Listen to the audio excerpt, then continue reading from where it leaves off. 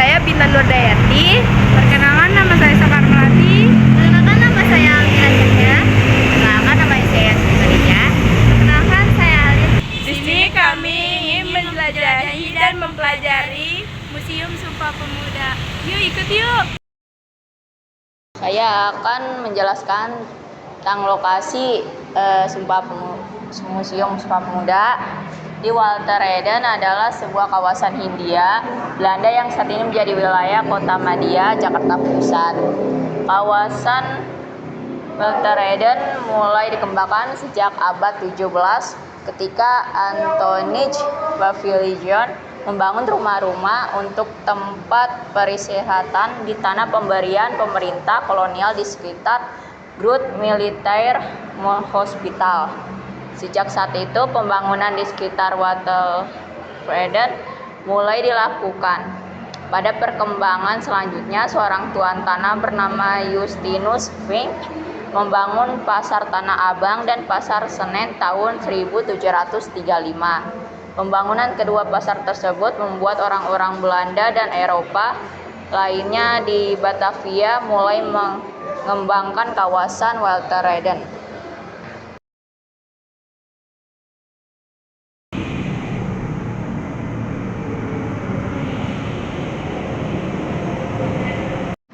Selanjutnya di sini ada sejarah gedung Museum Sumpah Pemuda.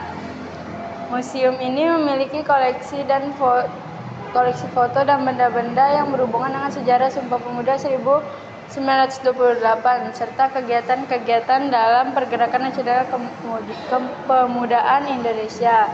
Museum Sumpah Pemuda ini didirikan berdasarkan SK Gubernur DKI Jakarta pada tahun 1972 dan menjadi benda cagar budaya nasional.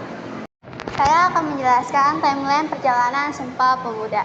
Jadi di tahun 1908 berdirinya Budi Utomo 20 Mei 1908. Lalu 1912 berdirinya Idinsen Partsis. Lalu 1915 berdirinya Tri Koro Darmo pada 7 Maret 1915. Lalu 1917 berdirinya Jong Soe Matranen Bon 9 Desember 1917.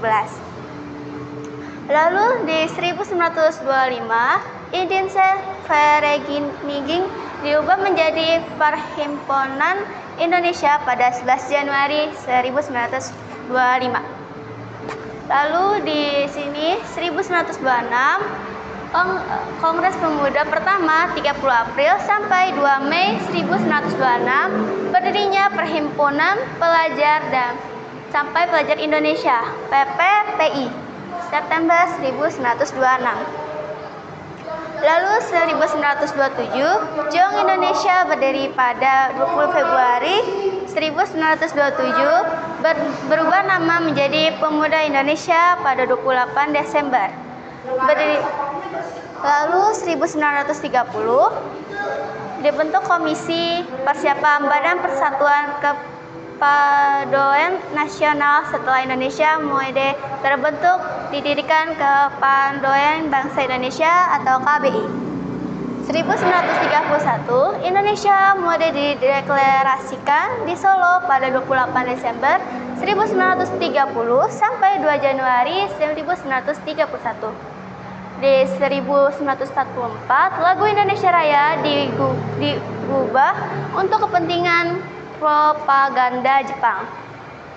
Lalu di tahun 1945, proklamasi kemerdekaan RI dan lagu Indonesia Raya mengirim pengibaran bendera merah putih. Pada sidang BPUPKI, Muhammad Yamin membahas mengenai wilayah atau tanah air dan bahasa sebagai implementasi Sumpah Pemuda. Lalu di tahun 1959, Hari Sumpah Pemuda ditetapkan sebagai hari nasional bukan hari libur.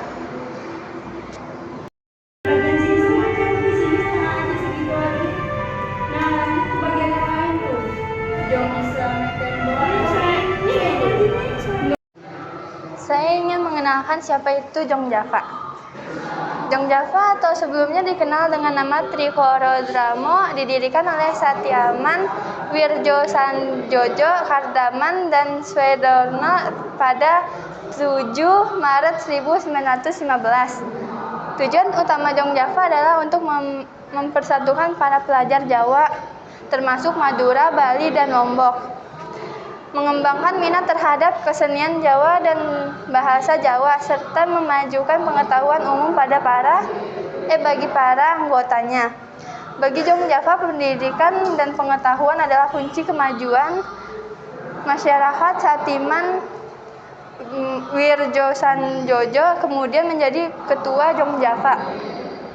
Setiomo sebagai bendahara berbagai anggota Jong Java, antara lain Moeslin. Kongres Jong Java di Solo pada 27 sampai 31 Desember 1926. Mosodo dan Abdoel Rahman untuk menarik dan mengembangkan minat para pemuda.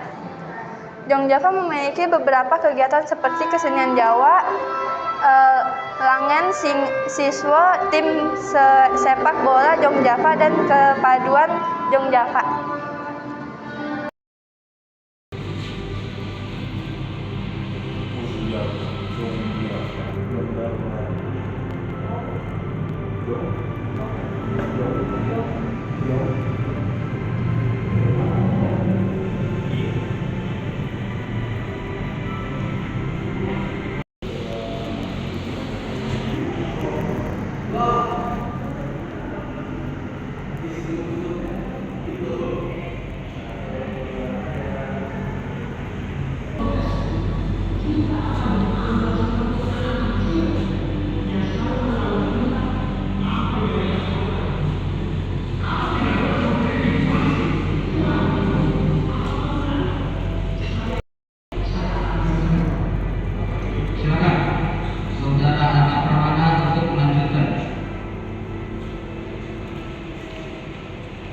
Tuan Ketua, saya prihatin terhadap kondisi anak-anak dan perempuan di Indonesia saat ini. Banyak di antara mereka yang menikah pada usia yang masih sangat muda, Tuan.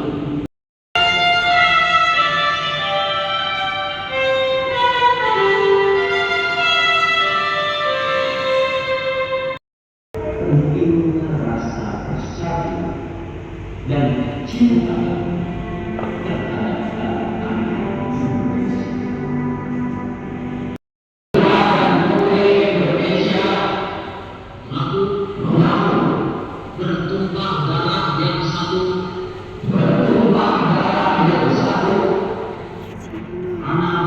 Indonesia. Indonesia. Kedua, kami putra dan putri Indonesia.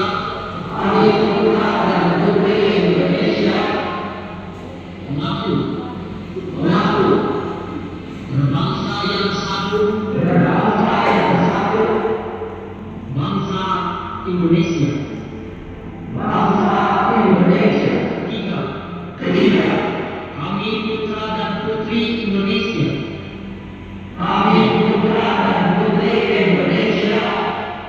Menjunjung bahasa persatuan.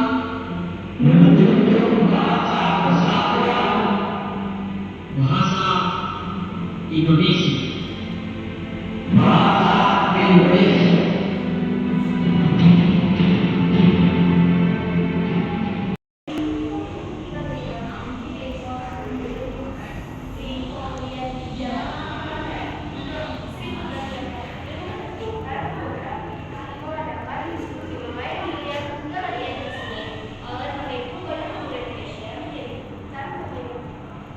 Di sini saya akan menjelaskan tentang Si Konglian.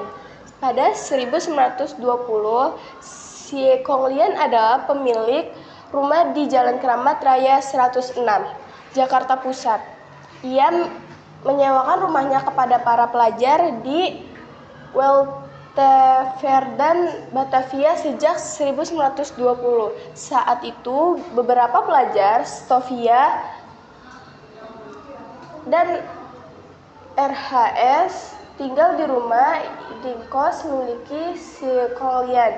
Pada 1934, setelah 1934 Si Kong Lian menyewakan rumah di Kramat Raya No 106 tersebut kepada kerabatnya Pang Tejem jam pada 1934 sampai 1937.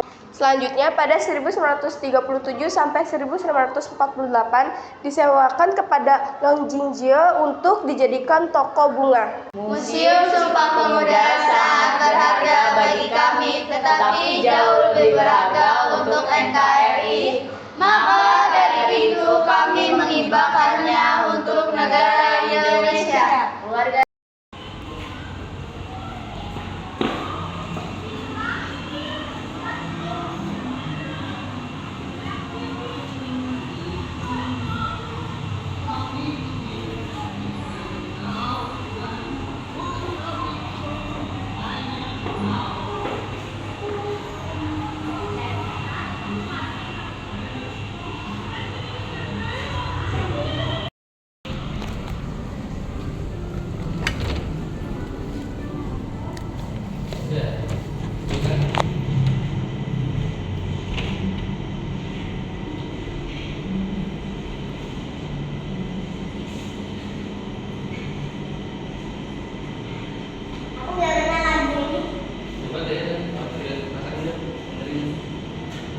Dari pasar tadi.